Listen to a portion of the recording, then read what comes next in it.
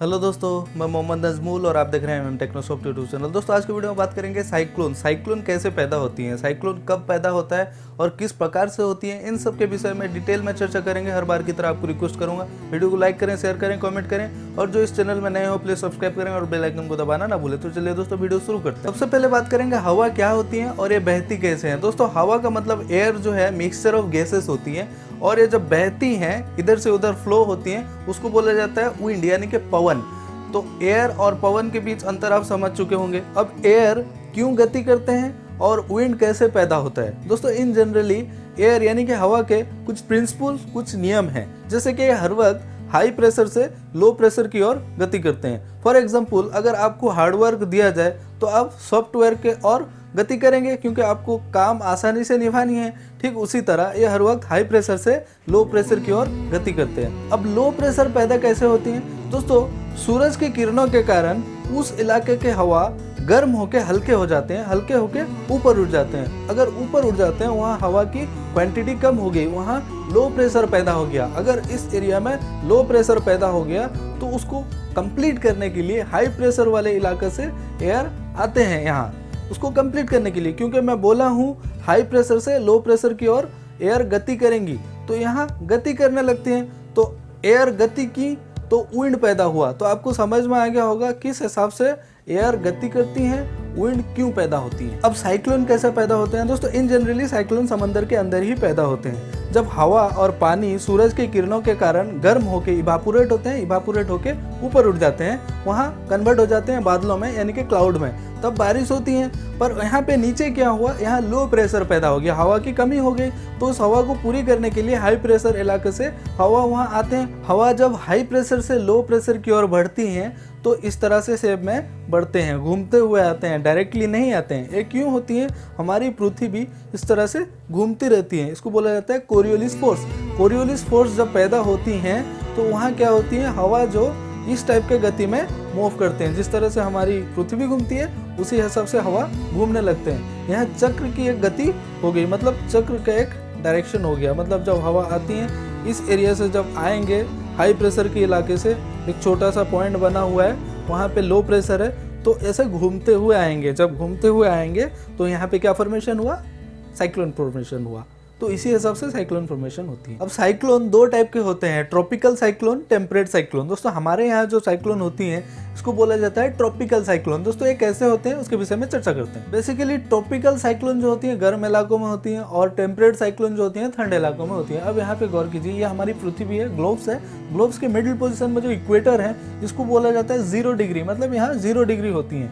उसके ऊपर में 23.5 डिग्री हाफ, 23.5 डिग्री नीचे, ऊपर में जो 23.5 डिग्री हाफ है उसको बोला जाता है ट्रॉपिक ऑफ कैंसर। उसके नीचे जो 23.5 डिग्री हाफ है उसको बोला जाता है ट्रॉपिक ऑफ कैप्रिकॉर्न। दोस्तों इस रीजन में, मतलब इक्वेटर से लेके ऊपर 23.5 डिग्री हाफ, 23.5 डिग्री हाफ नीचे, इस रीजन में जो होती है साइक्लोन इसको बोला जाता है ट्रॉपिकल साइक्लोन। इस रीजन के इलाकों में जितने भी ओशंस जाते हैं, जितने भी कंट्रीज जाते हैं, इस रीजन में जो भी साइक्लोन होते हैं उसको बोला जाता है ट्रॉपिकल साइक्लोन। और दोस्तों ऊपर में जो है, ऊपर में 35 डिग्री से लेके 65 डिग्री के बीचों बीच जो साइक्लोन होती हैं, ऊपर में भी, नॉर्थ साइड में भी, साउथ साइड में भी, ऊपर नीचे दोनों साइड में जो साइक्लोन होती है उसको बोला जाता है टेम्परेट साइक्लोन। दोस्तों अब समझ में आ गया होगा ट्रॉपिकल साइक्लोन की रीजन क्या होती है और टेम्परेट साइक्लोन की रीजन क्या होती है। और यहाँ पे ट्रॉपिकल साइक्लोन के जो यहाँ इक्वेटर के 5 डिग्री ऊपर और 5 डिग्री नीचे, यहाँ पे कोई साइक्लोन होती नहीं है क्योंकि यहाँ कोरियोलिस जो वैल्यू है वहाँ कम होती है। कोरियोलिस वैल्यू मतलब यहाँ पे गति मिलती नहीं है हवा को। अगर हवा को गति नहीं मिलेगी तो साइक्लोन कैसे पैदा होगा।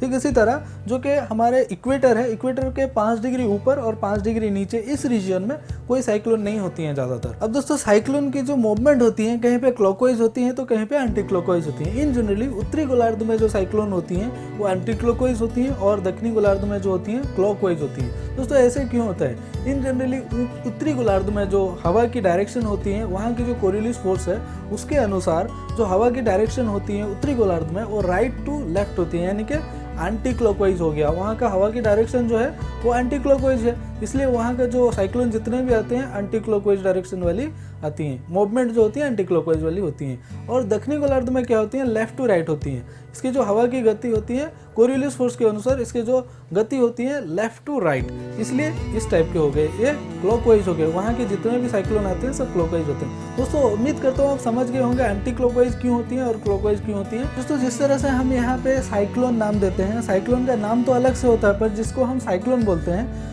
उसको साइक्लोन वहाँ नहीं बोला जाता है, अलग रीजन में, जैसे कि यूएस रीजन में, ऑस्ट्रेलिया रीजन में, चाइना रीजन में, इस तरह से अलग नाम होते हैं। यहाँ पे आप गौर कीजिए, जो कि फिगर में दिखता है, ऊपर में देखिए जो कि चाइना है वहाँ बोला जाता है टाइफोन्स। ठीक उसी तरह जो कि ऑस्ट्रेलिया के साइड में जितने भी साइक्लोन्स होते हैं उसको बोला जाता है उली उली। उसी टाइप के यूएस के साइड में जो होता है उसको बोला जाता है हुरिकन्स।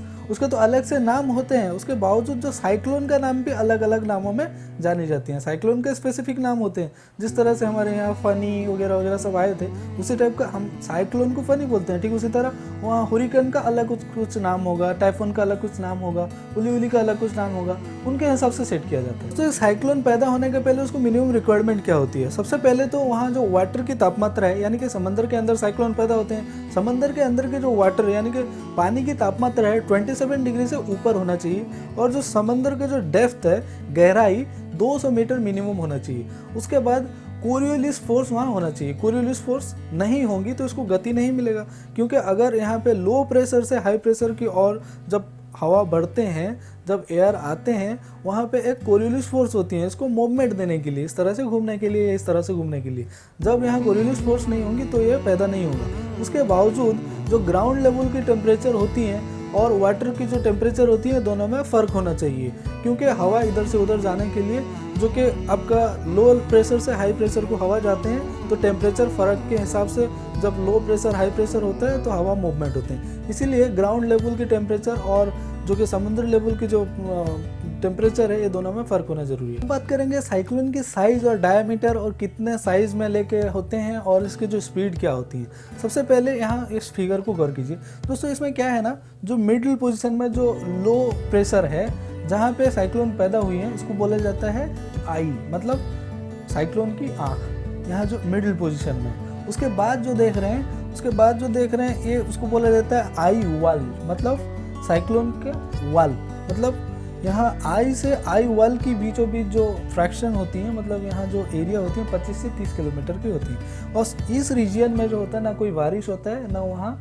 कोई ज़्यादा हवा होता है, वहाँ पे बिल्कुल सामने होती है, क्योंकि वहाँ पे वाल खड़ा हुआ है। वहाँ पे जो लो प्रेशर की ओर जो आते हैं हवा हाई प्रेशर से, वहाँ पे इस वाल में टकराते हैं, टकराने के बाद इस तरह से मूव करते करते ऊपर उठ जाते हैं। तो इसी हिसाब से यहाँ पे होता है। और इसकी जो डायमीटर होती है 600 से 1200 किलोमीटर डायमीटर होल, मतलब ये पूरा जो साइक्लोन होता है इतना एरिया लेके मूवमेंट करता है 600 से 1200 किलोमीटर रेडियस से। अगर इस मिडिल पोजीशन में जो कि आई और आई वाल के बीचों बीच अगर कोई बंदा खड़ा हो तो उसको कोई दिक्कतें नहीं होंगी। उसके बाद वो जब आस्ते आस्ते ये जो है ना इसको ये ऐसे मूव करते करते अपना प्लेस भी चेंज करता रहता है। जब ये अपना प्लेस चेंज करके उस रीजन से बाहर आ जाएगा तो उसको ख़त्म कर देगा, उड़ा के ले जाएगा। तो इसलिए क्या होता है ना, ये जो गति करते हैं ये मिनिमम गति इनका जो होता है 300 से 500 किलोमीटर पर डे। मतलब ऐसे तो मूवमेंट बहुत ज़ोर से करते हैं, उसका कैटेगराइज है 1 से लेकर 5 तक वो मैं बताता हूँ। पर ये जो इस तरह से गति करते हैं मतलब अपना प्लेस को जो चेंज करते हैं उसका गति 300 से 500 किलोमीटर पर डे होता है। तो साइक्लोन की जो स्पीड है ना इसको कैटेगराइज किया गया, मतलब 5 कैटेगरी में इसको कैटेगराइज कर दी गई है। सबसे पहला नंबर 1 कैटेगरी जो होता है उसमें स्पीड होती है 90 से 125 किलोमीटर पर आवर। इसमें थोड़ा बहुत नुकसान होता है, उतना ज़्यादा कुछ होता नहीं है। ये मिनिमम मतलब ये सबसे कम वाली जो होती है 90 से 125 के बीचों बीच होती है। उसके बाद कैटेगरी 2 जो है 125 से 164, मतलब ये थोड़ा ज़्यादा उससे ज़्यादा खतरा करती हैं, जैसे कि कुछ पेड़ वगैरह को तोड़ देते हैं, कच्चे घरों को नष्ट कर देते हैं, इस टाइप के बहुत सारे मतलब ये अंजाम देते हैं। उसके बाद है 165 से 224 कैटेगरी 3 होती है, ये उससे ज़्यादा खतरा। उसके बाद कैटेगरी 4 जो है 225 से 279, ये उससे और ज़्यादा खतरा। और जो कैटेगरी 5 है वो 280 ऑनवर्ड होती है। मतलब कैटेगरी 3, 4 और 5 ये बेहद ही खतरनाक होते हैं, एक एक शहर को भी नष्ट कर देते हैं या एक एक कंट्री को भी बर्बाद करके चले जाते हैं। इन टाइप के बहुत सारे पहले से भी आए हुए हैं और बहुत सारे नष्ट भी किए हैं, जैसे कि यूएस को भी नष्ट किया है, हमारे इंडिया में भी, हमारा ओडिशा को भी नष्ट किया है। इस टाइप के बहुत सारे साइक्लोन आते गए हैं और बहुत आ भी रहे हैं। तो दोस्तों उम्मीद करता हूँ आप समझ गए होंगे साइक्लोन कैसे फॉर्मेशन होते हैं, किस रीजन में होते हैं, एंटी क्लॉकवाइज और क्लॉकवाइज क्यों होते हैं, इसके बारे में डिटेल आप समझ गए होंगे। इसके बाद वाले वीडियो में मैं बताऊंगा जब ये पैदा होते हैं, पैदा होने के बाद डिप्रेशन, डीप डिप्रेशन, उसके बाद लैंडफॉल किस टाइप से होते हैं, इसके विषय में विस्तार से चर्चा करेंगे। तो इसके बाद वाले जो वीडियो आएगा इसी बारे में आएगा, उसको आप देखना।